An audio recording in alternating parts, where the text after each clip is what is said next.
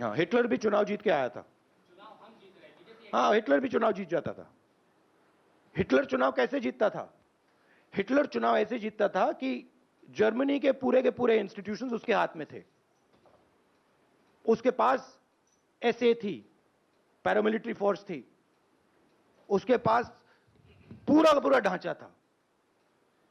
मुझे पूरा का पूरा ढांचा दे दो, फिर मैं दिखाऊंगा आपको कैसे इलेक्शन जीता जाता है। You see, please understand. What? Sir, you were saying about your family and your fight and you're fighting for an ideology. Some would ask that Mr. Rahul Gandhi should now take over the leadership of the Congress party and fight for this, especially when you're talking about price. Sunil, he has already answered that question. He has said that this... Sunil, please refer to the earlier answer.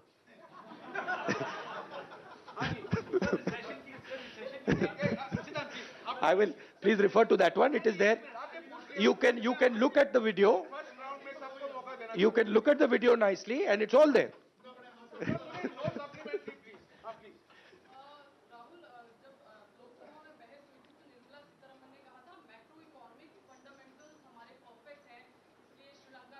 I think the macroeconomic fundamentals that she's talking about is something else. I don't think the finance minister has any understanding of what is going on in the economy of India. Zero understanding, right?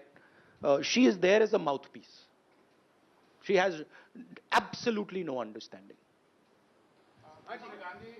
If she had understanding, we would not be in the situation we're in, right? The entire job creation system of India has been destroyed. Small and medium businesses have been wiped out. We have a GST which is a disaster. Please go and ask any state and they will tell you this GST is a disaster, right? We have the highest unemployment in the country. Price rise across the board. And the finance minister is saying there's no problem. Fine.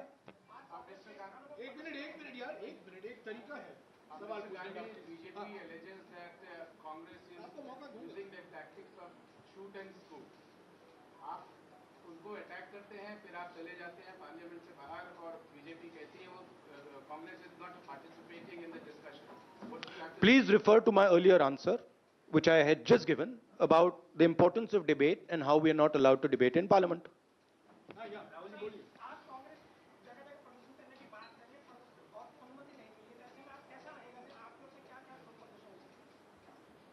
अब देखेंगे,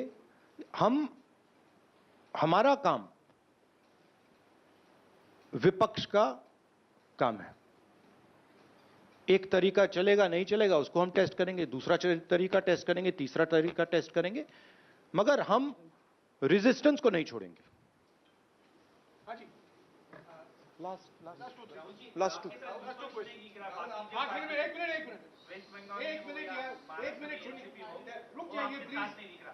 रुक जाइए please.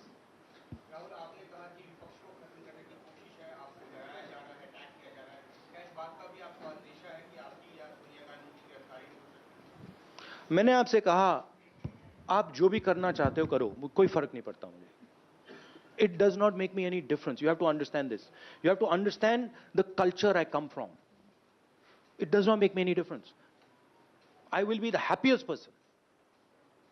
हाँ जी। राहुल जी, विपक्ष जो है, जैसे कि पश्चिम बंगाल में ममता जी विपक्ष में, महाराष्ट्र में एनसीपी आपके साथ है, लेकिन इस आंदोलन में आज आपके साथ नहीं। इन्होंने कहा है ये प्रेस कॉन्फ्रेंस महंगाई के मुद्दे पर, जीएसटी और आर्थिक मुद्दों पर और इसी पर अगर आपको सवाल है तो पूछिए।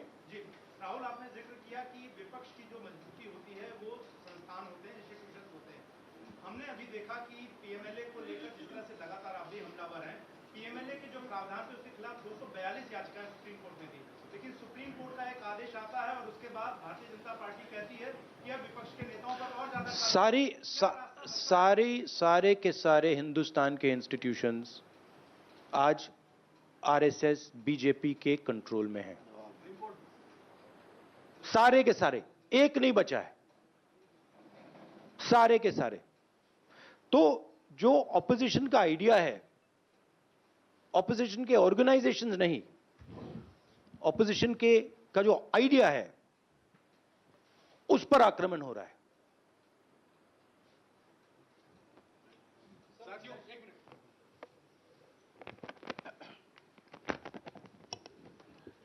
साथियों, जैसा कि आप जानते हैं, अभी 24 नंबर अकबर रोड से प्रधानमंत्री निवास तक एक मोर्चा निकाला जाएगा।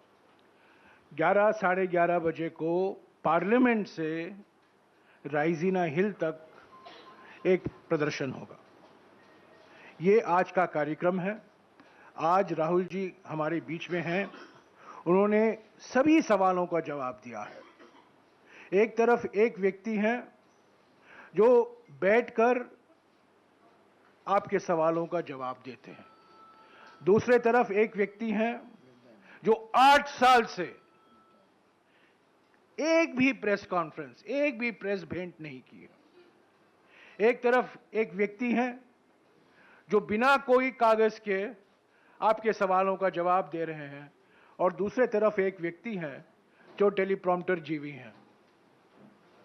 तो ये आपको साफ दिखाई दे रहा है। और जब मैं सिर्फ ये कहना चाहता हूं, जो राहुल जी ने अभी कहा, मैं उसको दोहराना चाहता हूं। सबसे मुख्य बात जो राहुल जी ने कही, मेरे विचार में, उन्होंने ये कहा, जो धमकी देते हैं वो डरते हैं, जो राजनीतिक प्रतिशोध में विश्वास रखते हैं वो डरे हुए हैं, और जो लोगों को डराते हैं और जो चर्चा से भागते हैं, जनता के मुद्दों से भागते हैं, वो डरे हुए हैं। ये उनका मुख्य संदेश है। शुक्रिया। एक बात मुझे कहनी है कि आपने जो कहा कि राहुल गांधी फैमिली जो है 32 साल से ना प्रधानमंत्री, ना मुख्यमंत्री, ना कोई पद पे रही है, तो मोदी जी क्यों डरते हैं? इसका जवाब दें।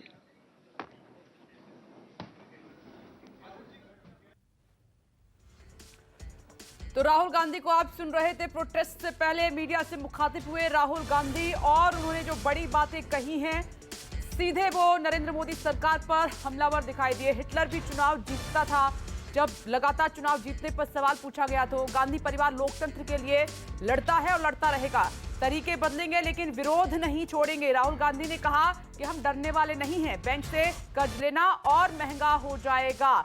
ये बड़ी खबर, बड़ी बातें। देश की सभी संस्थाओं पर आरएसएस का कब्जा है, राहुल गांधी ने हमला बोला। साथ ही राहुल गांधी ने शुरुआत में कहा कि देश में आज लोकतंत्र नहीं है, आज दिल्ली में डिक्टेटरशिप चल रही है, लोकतंत्र की हत्या हो रही है। ये देखिए किस तरह से राहुल गांधी ने एक बार फिर से हमला बोला है नरेंद्र मोदी सरकार पर। देश में 4 लोगों की तानाशाही है। जीएसटी एक आपदा की तरह है। सारी संस्थाएं बीजेपी आरएसएस के कंट्रोल में हैं। राहुल गांधी ने कहा सरकार डरती है क्योंकि वो झूठ बोलती है। नमस्कार, मैं हूं मानक गुप्ता। अगर आपको हमारा ये वीडियो पसंद आया हो तो इसे लाइक और शेयर जरूर करें, और हां, हमें सब्सक्राइब और फॉलो करना ना भूलें ताकि आप देश और दुनिया की कोई खबर मिस ना करें। तो जुड़े रहिए हमारे साथ और देखते रहिए न्यूज़ 24।